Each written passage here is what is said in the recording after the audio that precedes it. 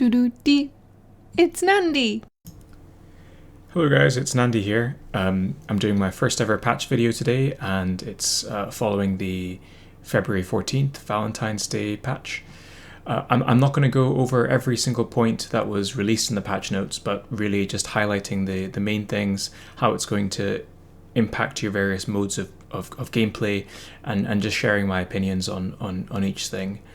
Hopefully it doesn't take too long, but is equally insightful as you navigate the game and the patch. So without further ado, here we go. So the first thing we're looking at is the guild raids, and we've very excitingly got a new guild boss, the Orc guild boss, Gazgul. We've been hearing rumors about this guy for a while, and now he's finally come to the game. And that means we now have 3 factions, or 3 guild bosses. We've got the Tyranids first off, then we had the Necrons, Silent King added next, and now we have the Orcs. I suspect we're going to have the same restrictions for the boss, in that we knew for the Necron boss you weren't allowed to use Necron characters, and I suspect for the Orc boss we will similarly be restricted in our use for Orc characters. He looks like a mechanical creature, just looking at the image of his character from the game, but we can't confirm that for sure until he's released. And along with the guild boss, there are a couple of new guild features that we now have access to. So these guild features will come live on March the 1st, and you'll see a calendar of that later on in this video, as well as I'll provide a link to it. But all of this stuff is in this patch, but is only going to be going live in a couple of weeks' time. We will be seeing the opportunity to gain guild levels and access a guild shop, which will essentially be another place for us to earn and spend resources. And what we've been told as well is that our current guild sizes will increase from 20 to more. It's unclear what that number is. I think there was some mutterings that the number 50 was vetoed, so probably somewhere between 20 and 50. And again, I'll touch more on that later on. They've also done a little bit of work on rebalancing the guild rewards. We have access to guild credits, which will be the currency that we can spend in the guild shop, and they've given us more end of season rewards and fewer random orbs for beating bosses. For each sort of area in the patch, I've just given it a thumbs up or a thumbs down if I think this is a good sort of quality of life or gameplay improvement change. And I think the guild raid changes are wholeheartedly a thumbs up. You know, we have new content, we have new bosses. That means we have ways of theory crafting and keeping ourselves engaged with the game, and also more resources and more currency to spend on our characters. So big thumbs up for this area, and I'm very happy to have more content to play with. The next bit is, again, I've actually given this next section 2 thumbs up, but that probably comes as no surprise to those of you who are regular viewers of my channel. There are 2 tower characters that are going to be released in this patch.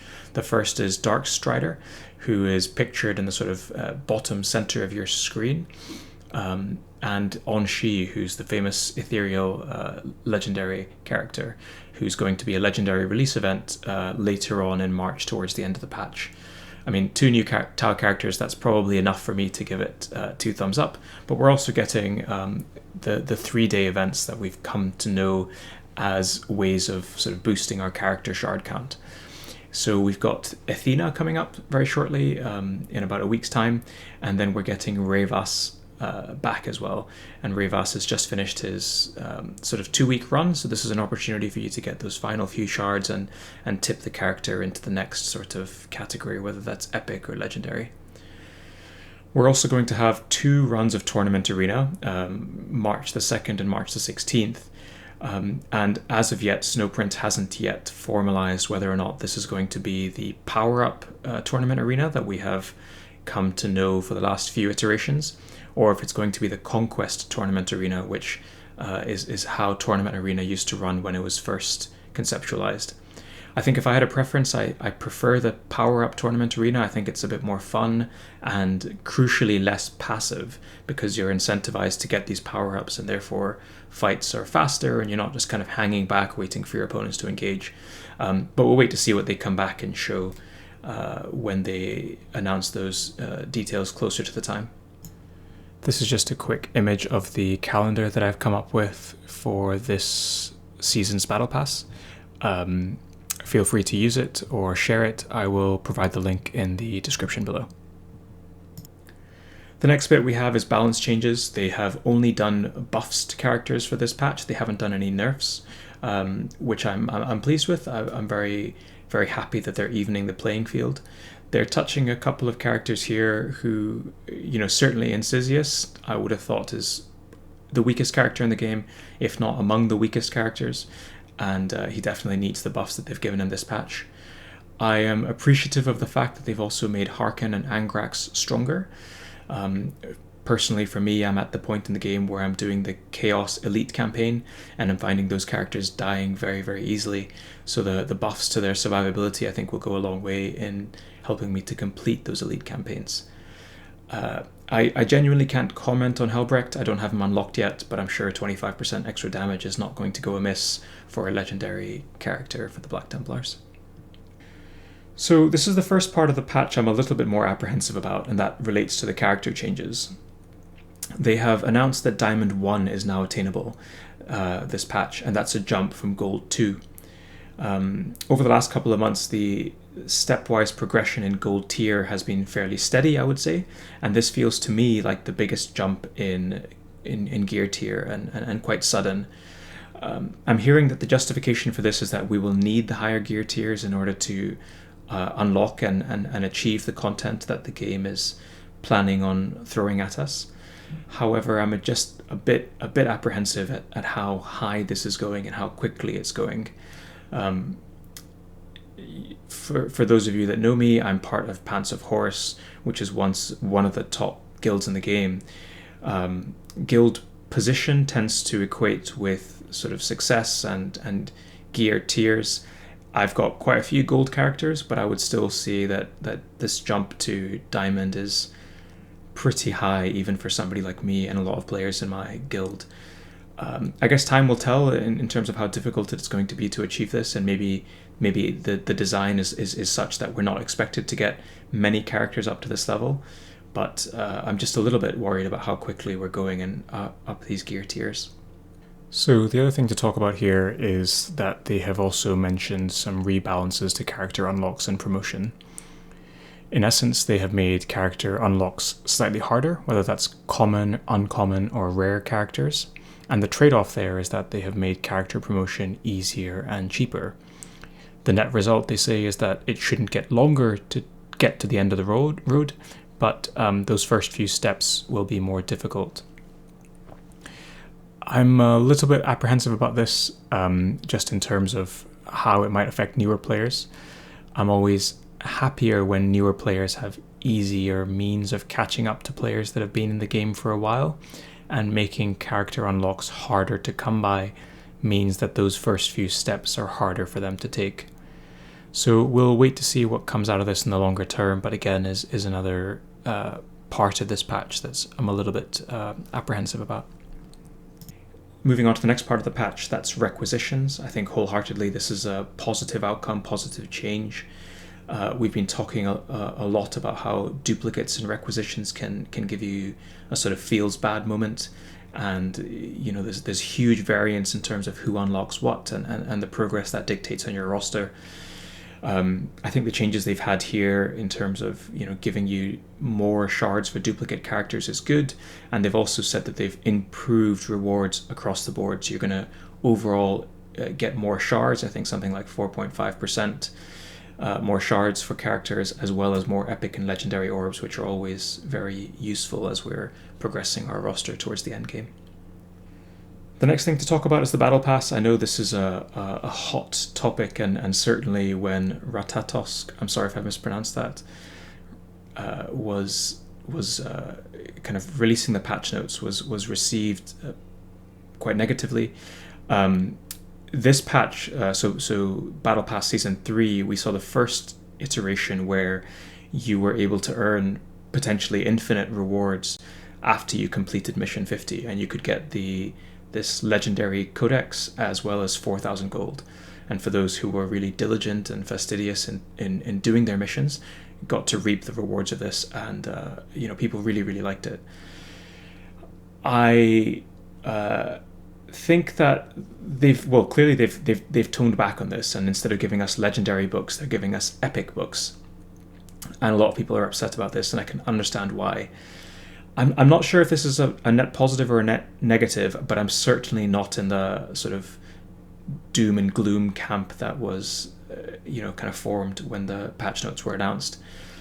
I think it's really important in this game that we have a system of balance and making sure that power creep doesn't accelerate at too quick of a pace. I spoke a couple of minutes ago about how I was worried about Diamond 1, and I think the same principles can be applied here. It's very easy to think, right, we need to get to the next thing, we need to get to the next level, we need to get to the next gear tier.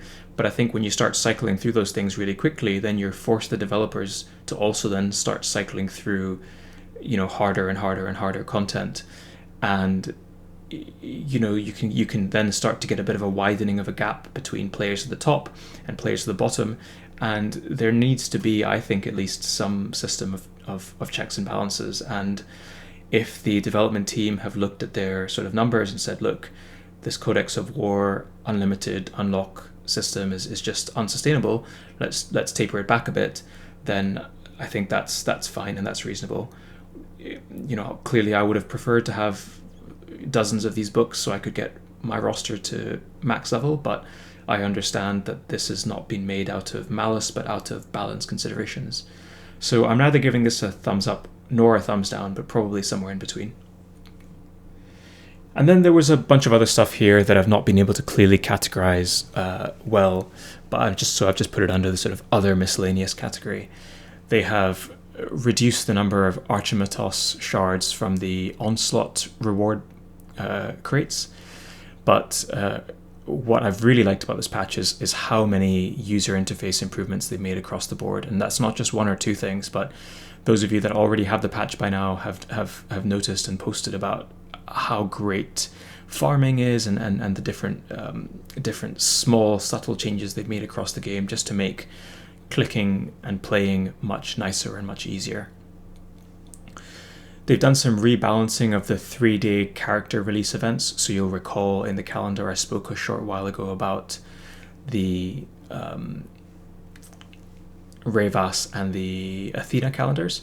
So I from reading the patch notes, I don't think they are harder or easier, but I think they've just rebalanced the tiers slightly.